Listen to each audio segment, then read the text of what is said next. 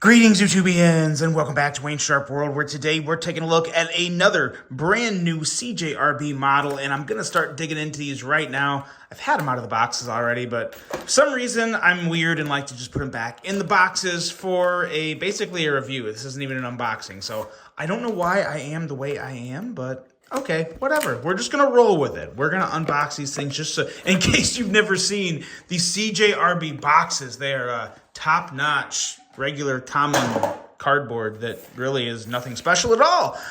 They come in the nice pouches, yada, yada. Okay, what we're talking about is the Cjrb cane. Now this is a really cool slender little piece. Let me get all of them out here. I've actually run a lot of them through the paces, if you can see that. I ran them through some cardboard and tape and packaging and whatnot.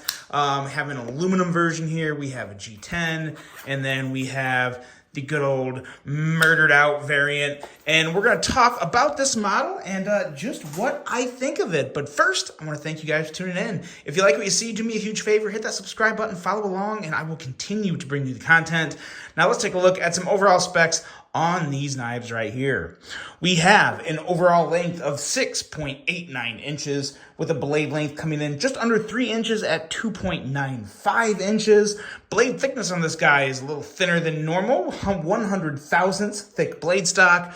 That blade stock consists of AR RPM 9, which is kind of, what you're going to see on most Cjrb models. We have a nice slick and slender drop point style blade with a flat grind, a handle length coming in at 3.94 inches. As you can see, we have two options for handle material here, G10 or aluminum. I have to say, I do tend to lean towards the aluminum variant in this model. I believe these are the only three available right now.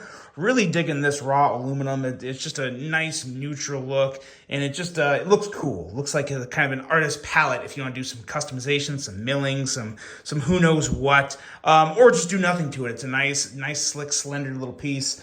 User of a right or left hand tip up carry, designed by Sanford Owen. If you guys don't know who Sanford Owen is, first of all, shame on you. You should. He is running Monterey Bay Knives along with Ray Laconico, and this is his first design through Cjrb. So really cool stuff there. Sanford is I don't think he gets enough credit for some of his part of Monterey Bay Knives sometimes. He's a really good designer himself. He just happens to have paired up with one of the best out there, Ray Laconico. You guys all know. I think a lot of people really love Ray's work, but Sanford, he's got a designing eye himself, and it's really showing in this one.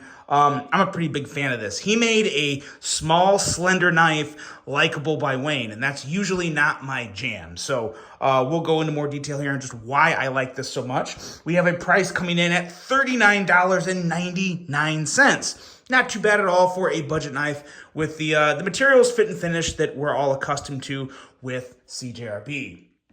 With that said, let's do some size comparisons before we get into the full review and thought portion of the video.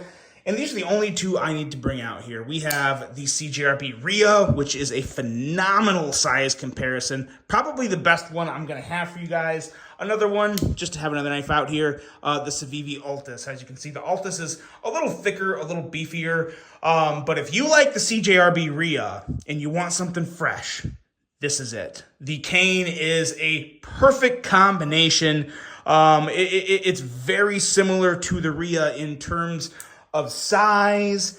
A little more, the advantage that it has over the Rhea is it has a little more of a boxier handle, which I think will favor the ergonomics for some people. I think the Rhea feels really good in hand, but it also kind of feels really sleek and slender at the ends just as much as it does the rest of the body, as to where having the squared off or a little more squared off ends at the front and bottom of the handle. I think for me personally, for my ergonomic preferences, I do think the cane feels better in hand, whether you're choking up a little here or going full back here.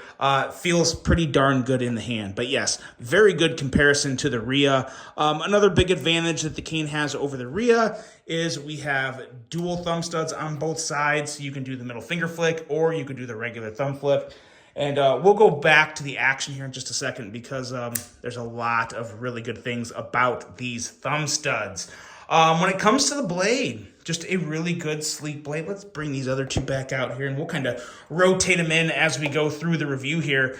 But a really nice blade. For such a narrow blade, it does come down to a pretty nice edge right around 18, 19 thousandths behind the edge.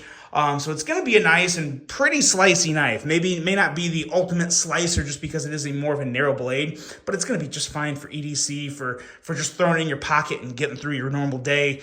Going to be really good for that. Thumb studs are like perfect on this guy. Perfect placement, perfect size. They don't have the rounded, smoothed off ends, so you get that nice bite and you can kick the blade out really well. Really like the work on the thumb studs. Going into the handle, it's very basic. There is really, I guess, nothing very special about this handle other than the fact that, like I said, this is a slender handle that actually feels really good in your hand, small and slender. For me, my hands are not small and slender. So for a knife like this to feel good and feel comfortable in my hand, it does say a lot. It's just enough for a 4-finger grip, has that nice curvature up there where your index finger just fits in really well. And it's just a very solid piece ergonomically with nothing too crazy and special going on. So that's kind of a nice thing. Blade centering is worth noting on these guys. As you can see, blade centering is perfect on the black version. It is pretty perfect on the aluminum version, maybe favoring the show side just a hair. And then also pretty perfect, maybe favoring just the show side a hair. There's like some gunk or something up there on that blade. I gotta get that off. It bothers me. You guys know I use my knives, but I also like to have them looking brand new for the reviews because, I mean, it's a review, right? You want to highlight all the good things about it. It's hard to do that when you have a nasty gummy blade. But yeah, pretty much perfect centering there too. So nice consistency in what I'm seeing in terms of quality over these three pieces. You know, for 39 bucks, you can't expect a whole lot. But nowadays, with Sencut and with Cjrb and with Cjrb and Cjrb, you can't expect a lot for under 50 bucks. And Cjrb is bringing that here. So I like that a whole lot. Again, nothing really else to report on the handle. You have a nice inset liner lock that works just fine. There is even a little bit of bevel there that is a nice little touch for a $40 knife. Very smooth knife overall. Very easy to kick that blade out with the thumb studs, whether you want to middle finger flick it or, well, that was the middle finger flick, or thumb flip it. Either way is really good to go on any of these models. I will say, ironically enough, while I do personally prefer the aluminum version, and that's more just for an aesthetic reason, I'm never going to use a knife of this size in my regular EDC, usage to where I'm not going to need something with crazy good grip. Like this, obviously, it's a plain aluminum handle, so it doesn't have the grip that the G10 does. The G10 is going to bring a little more grip on the handle with that pressed texture, and that's great. I personally don't really have to have that. If you want that, then that's why there's two G10 models. But I really like this smoothed out aluminum. It feels really good in my hand. For what I'm going to use this for, I have plenty enough of a firm, confident grip to use it. So I really dig that. But in terms of the offerings here, there's nice color options. Nice options from, really nice stonewashed and stonewashed clips. And even on the aluminum version, it's kind of like a coated clip. So it's a little different there, but I think it works really well.